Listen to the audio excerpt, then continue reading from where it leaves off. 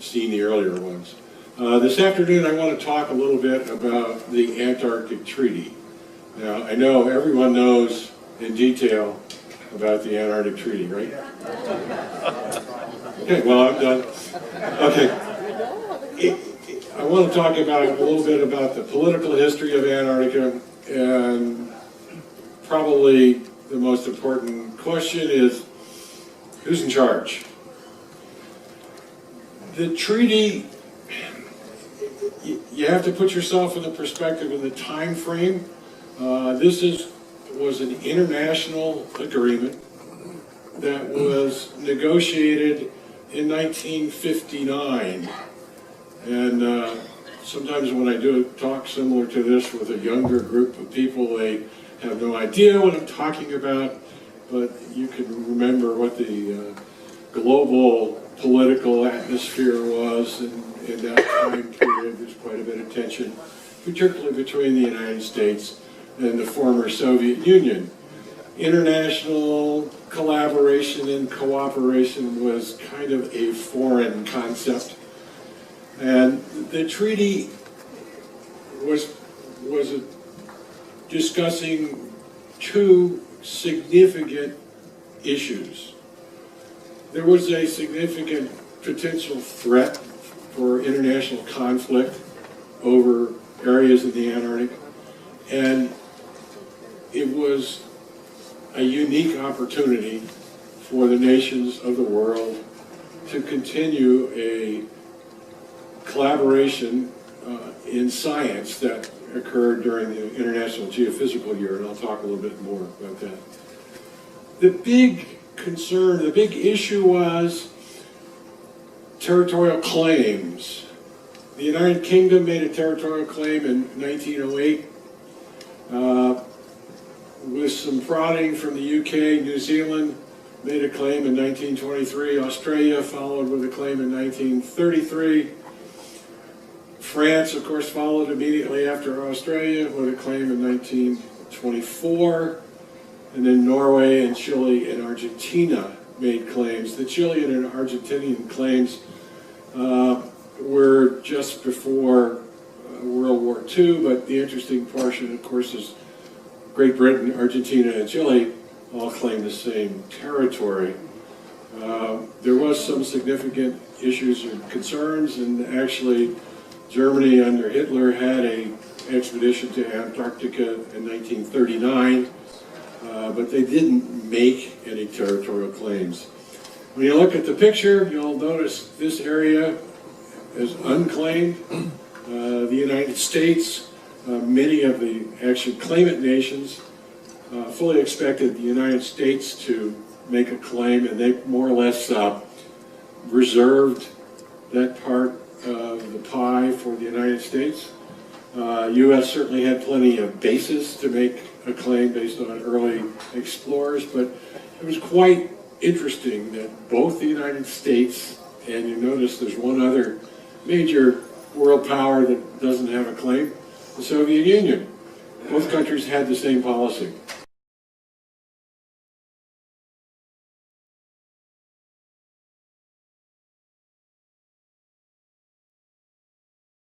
They didn't make a claim, nor did they recognize any other country's claim.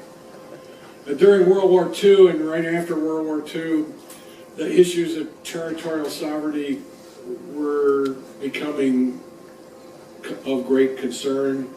There was some significant concern that the Germans were actually during the war going to set up some bases in the Antarctic Peninsula region, and the British, the United Kingdom, set up a number of stations in the Antarctic Peninsula to ensure that the Germans did not move into the area.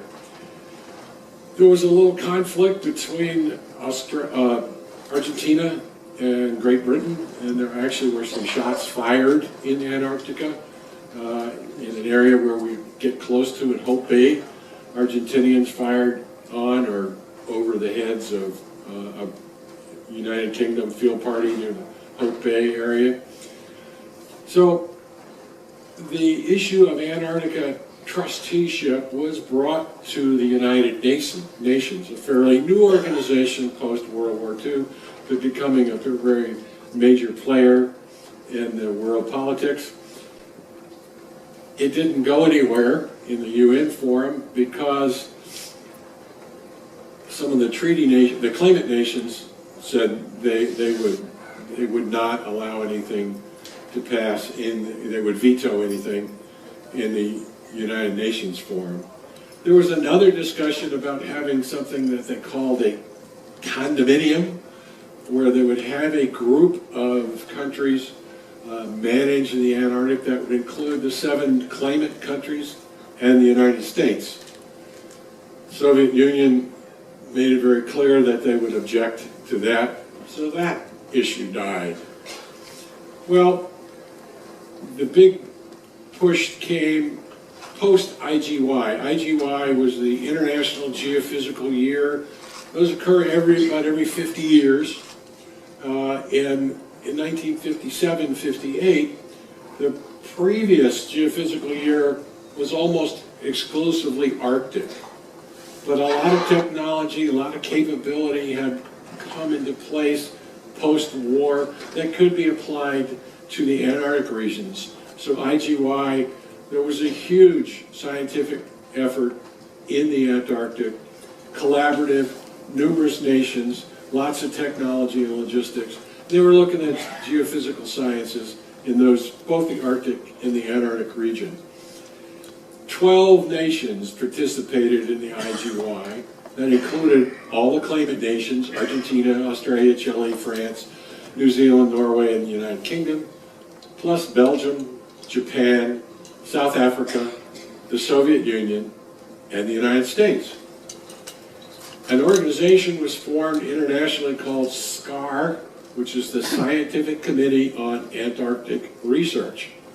Non-governmental body, usually the leading national Academy of Sciences or equivalent in all those countries was the party that was involved with SCAR, and they coordinated the science activities of all the countries that were working in Antarctica. There were over 40 different scientific stations established around Antarctica to support research during IGY.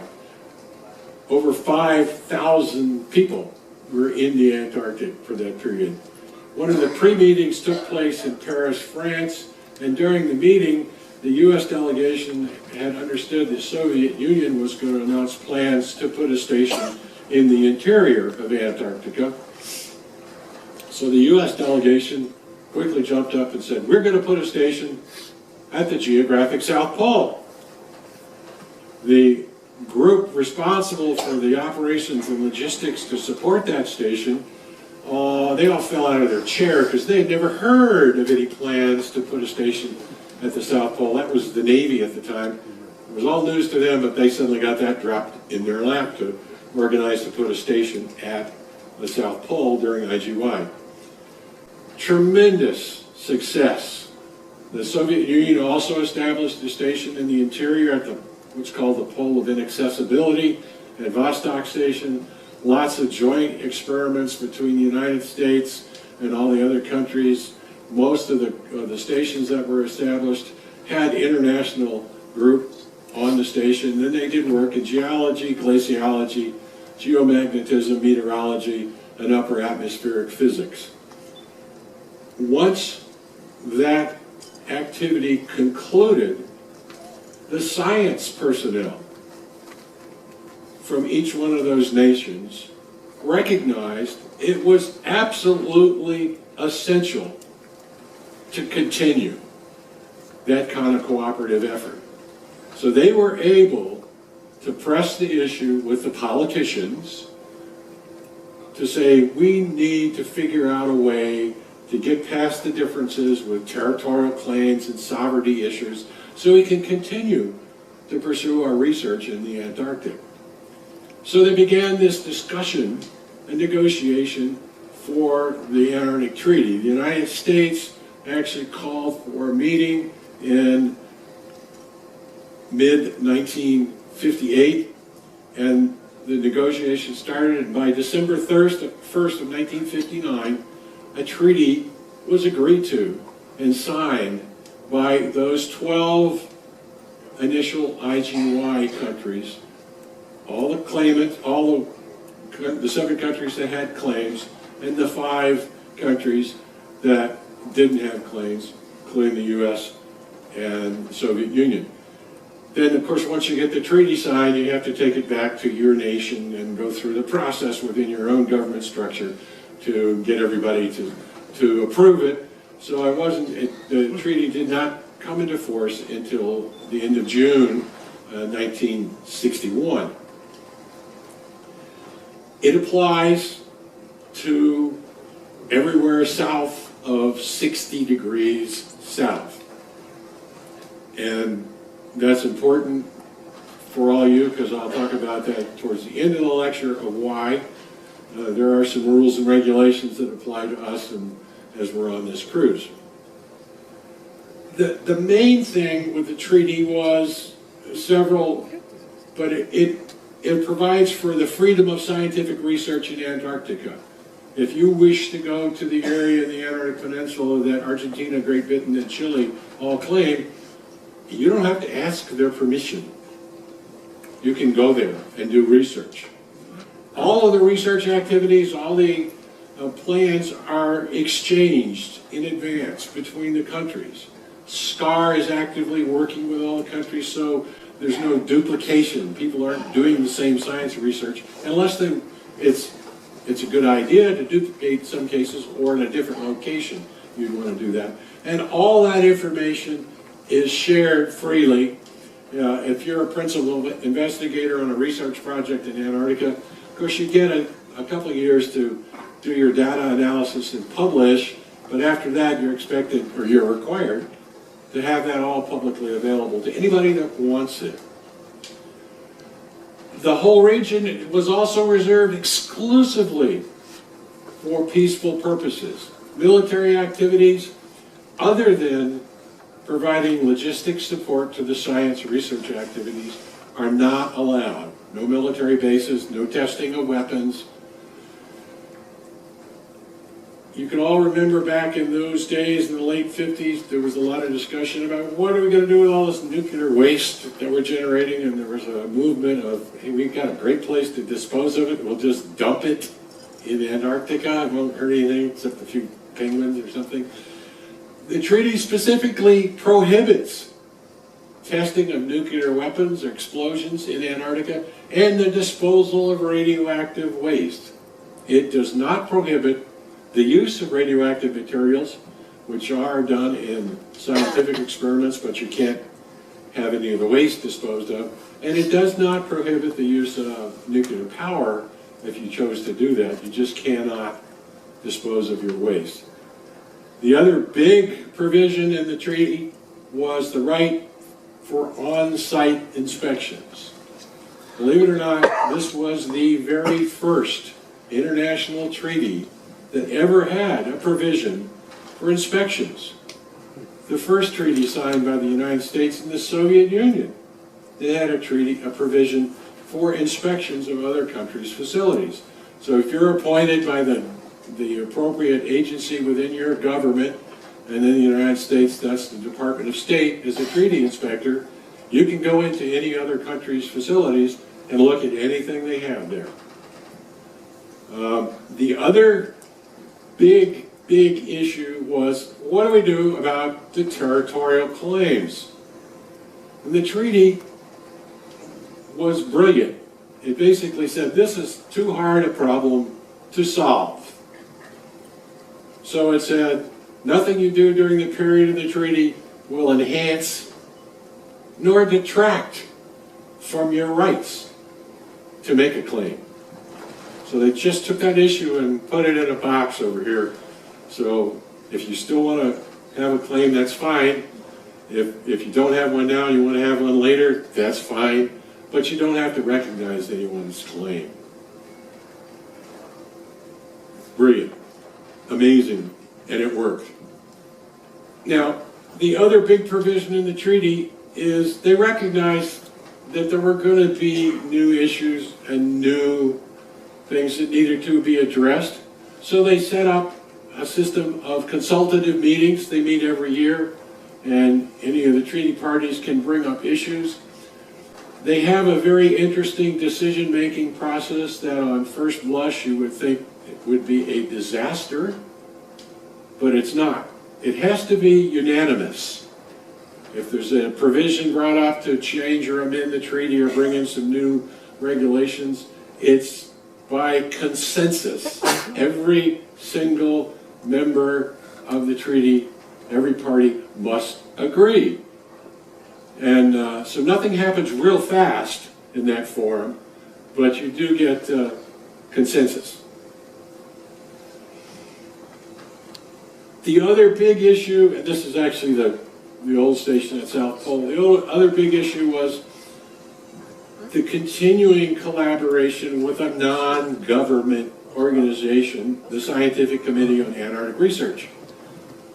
They invited that group to meetings. That group was actively involved and continues to this day to be actively involved to coordinate the science activities between all the countries, to again eliminate duplication of efforts.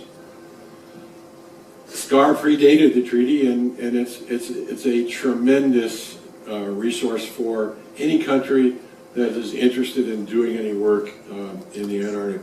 That's actually an image of Palmer Station. Now, those legal provisions turned out to be extremely successful.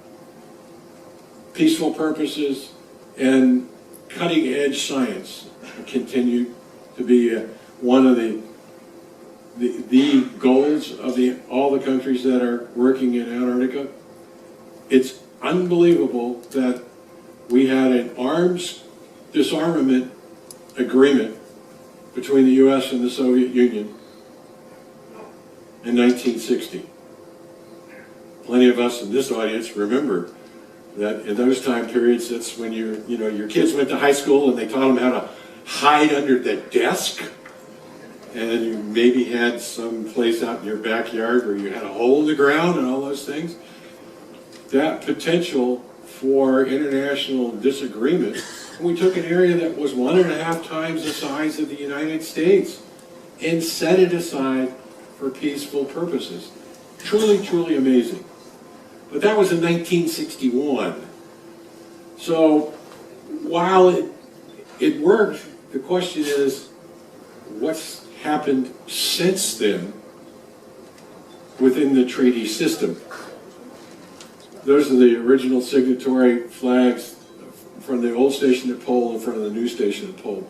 There have been 4 major new conservation agreements worked out under the treaty at the consultative meetings. One of them on Antarctic seals that was signed in 1972. There was a convention on the conservation of marine living resources called CAMLR that was signed also in 1972. And then they started to struggle with the big issue, which is mineral resources and the environment. In the late 50s, most of us rode down the road in a car and threw things out the window and didn't think anything about it. And when they signed the Antarctic Treaty, most of them didn't know how to spell environment. It wasn't an issue that was on the table. By the late 80s, it was becoming a significant issue to be concerned with. So they were trying to address environmental protection under the Antarctic Treaty System, as well as struggle with the issue of marine resources. So, minerals and the two went hand in hand, interestingly enough. Hard to think about that, but they did, because when they started to do some negotiations on mineral resources, they wanted to come up with environmental protection at the same time. So those two conventions were discussed in detail.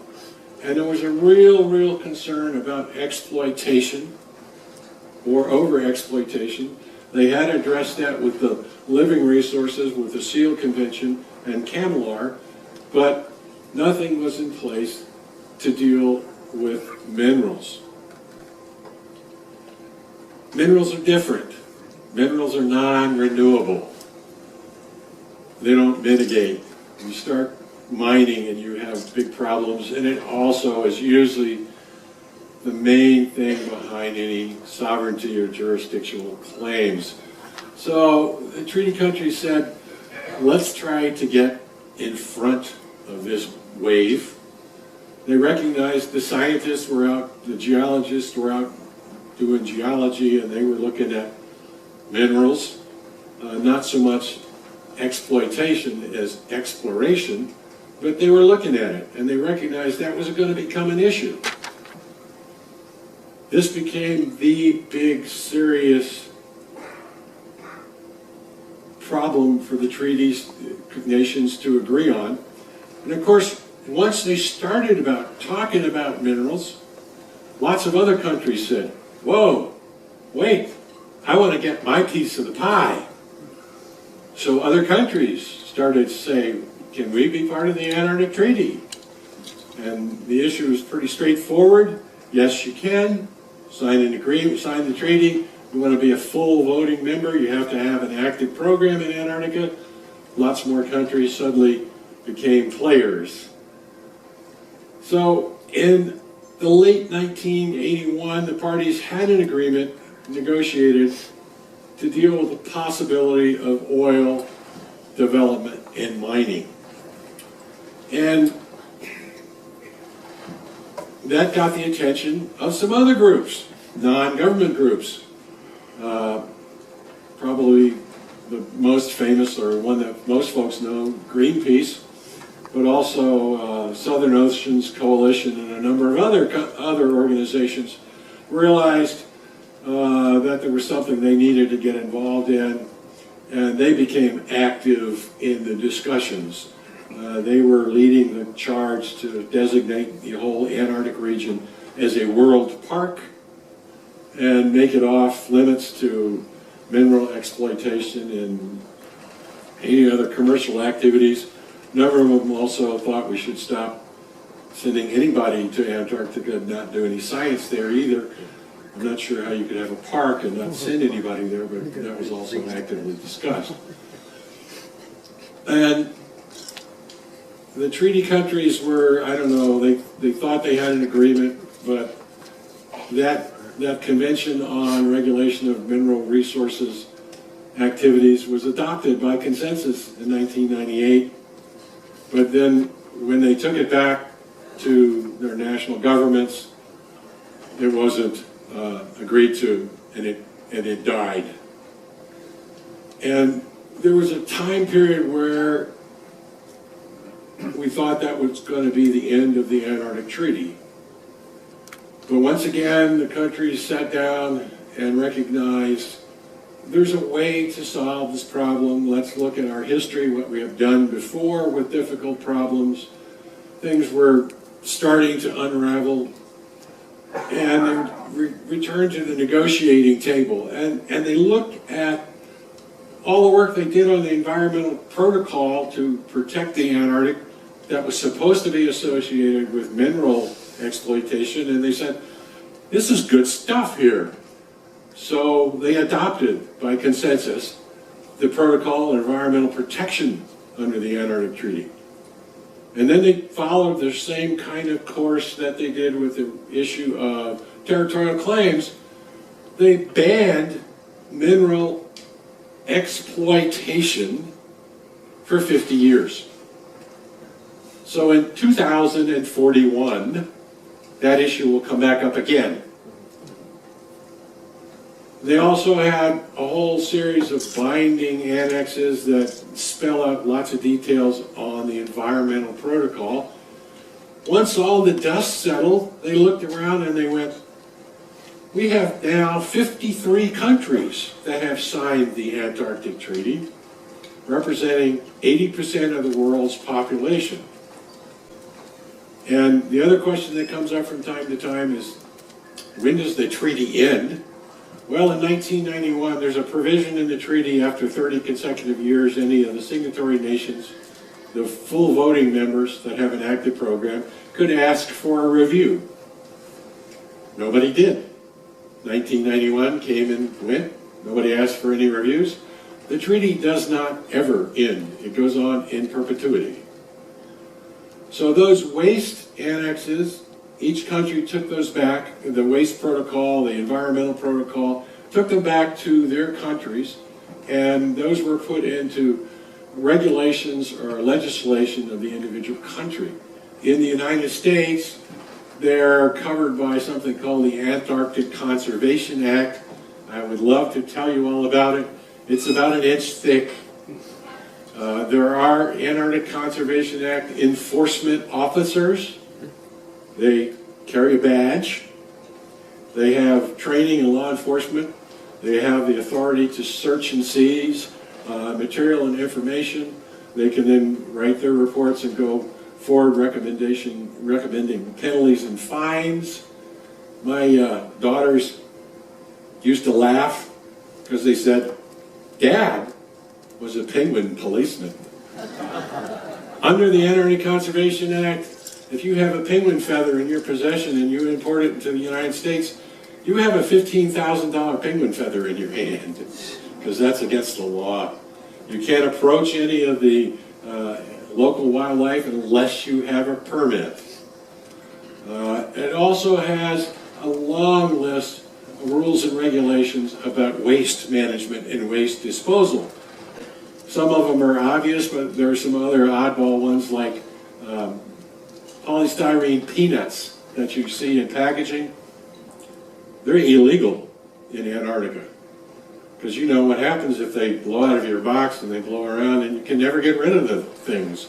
So actually the contractors that work in the U.S. program, when all the material comes to the logistics center in Port Hueneme, California, everything is carefully looked at, so if they packaged in styrofoam peanuts, that all gets taken out before it gets sent to Antarctica. There's rules about how they handle disposal of waste, chemicals, plastics, all kinds of rules and regulations, garbage for your station operations. So the treaty that was signed in '59, it addressed the issue of who's in charge. The environmental protocol that didn't go into effect, it was signed in '91, but didn't have enough nations, all the treaty nations agreed to it until '98. But the U.S. went ahead with the provisions of the treaty before that. That went into effect in '98. So they really have made huge strides. The question is, who is in charge? Well, originally it was those 12 consultative parties. Now it's all of the nations that are signatories to the Antarctic Treaty. The negotiations leading up to that protocol really redefined and brought in so many more players, not only the other nations, but the other groups with interest like Greenpeace, like the Southern Oceans Coalition, who have made tremendous inputs to the treaty system in a very positive way.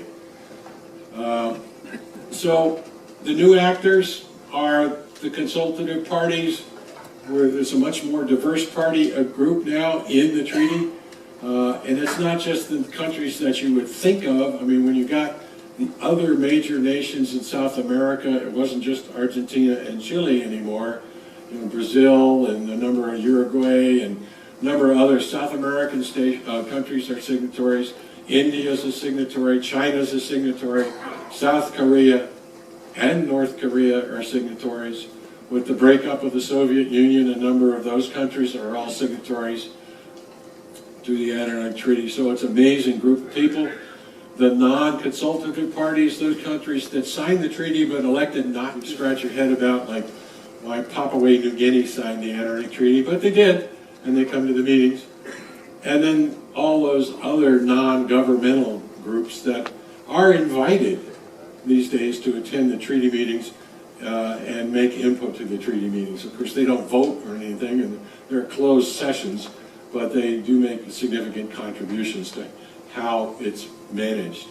But there are now over 200 different agreed measures adopted by the treaty, and they address the environmental issues. They've taken sites of special scientific interest and set those aside, so if you want to go in there, you have to have a permit to go into that particular area, so it's not disturbed just by anyone. There are historic sites that are set aside with a management plan associated with them. So if you go to McMurdo, to the Ross Sea region, and you want to go see the Discovery Hut, they're only allowed to have 2,000 people into that hut during a calendar year. That includes all the people at McMurdo and Scott Base, as well as any cruise ship that might get in the area. And you can only have 8 people inside the hut at a time, and you must have a qualified guide with you. Otherwise, the door is locked. There's a lot of those kinds of provisions in the treaty, as well as the Kandahar provision as part of the system. It is absolutely amazing to me that you could get 12 countries in 1959, when you looked at that list of countries, to agree.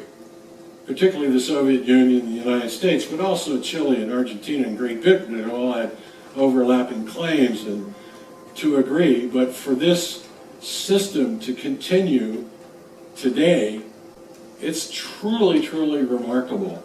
And people always ask, why don't they copy it? And there actually are parts of the Antarctic Treaty, especially the inspections and disarmament provisions in the treaty, that are part of other international treaties today.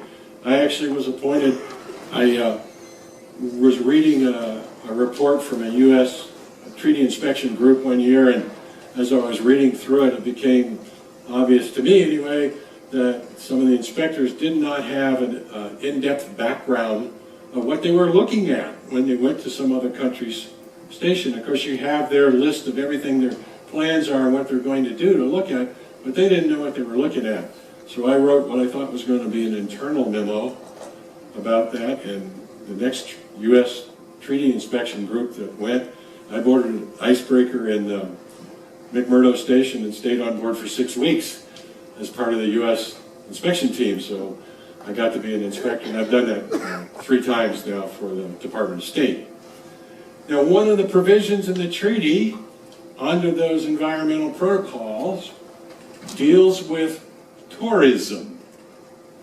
And I want to talk to you a little bit about that, because we are all going to be directly affected by that.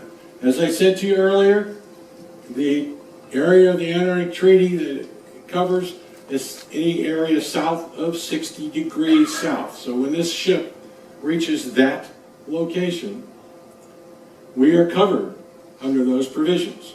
This ship cannot burn heavy fuel south of 60 degrees. This ship cannot carry heavy fuel south of 60 degrees. So the captain and the engineers have calculated very carefully how much heavy fuel they have on board, and they will be burning that off before we get south of 60 degrees. When we are south of 60 degrees, please, no food on the outside decks. You saw some pictures of birds earlier. If the birds come in, if you're out on the deck with food, and that bird comes in, you're in violation of the Antarctic Treaty under the U.S. laws, because this company operates from a U.S. company, so they have a permit from the Environmental Protection Agency to come here. No waste over the side. So please be careful if you're outside with a container with your coffee with a lid on it, please. Be careful with the wind that doesn't get blown off. No smoking on the outside decks when we're south of 60 degrees. There'll be a location on the vessel. I believe it's a small corner in that heavily used casino on board that you can smoke. Please be careful when you're out on deck. If you're pulling your pockets out of your parka, you're pulling your gloves out, make sure you're not dropping any trash on the deck that might blow over. It is illegal to dump anything over the side when we're south of 60 degrees. And I cannot tell you again about food, because these boys are much better at scavenging than you are, and they will come in and get you, and if they do, that's illegal. And they are well briefed.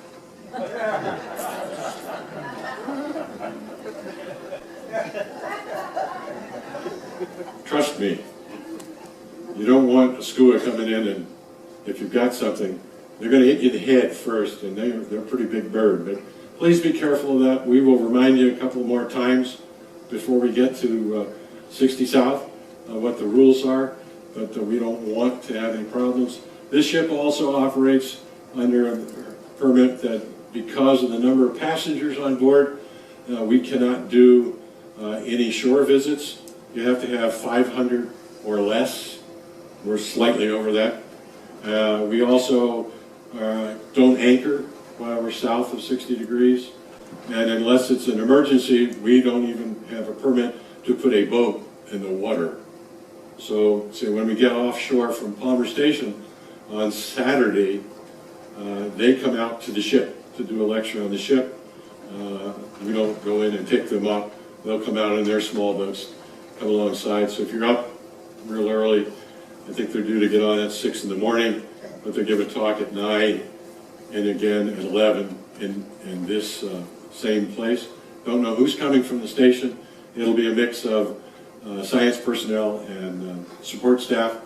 They have a short brief, and then they'll sit on stage and take questions from folks. It was interesting on the last group, the person who got the most questions was the station chef. And I don't know how many passengers have said, oh, how nice they can come on board the ship and get a shower and have a nice meal. But last time I was at Palmer, I think we still had showers there, and I guarantee you they have a good chef on the station. That's one of the most important jobs on any Antarctic station. So that's the Antarctic Treaty. Amazingly successful international agreement. That's been in place since 1961, so now I don't see it's going to end. I'm sure there'll be new issues that come up by 2041 with the minerals exploitation issue, but hopefully by then things will have changed and we'll be doing other things for energy. I can take a few questions if you've got. Yes, sir.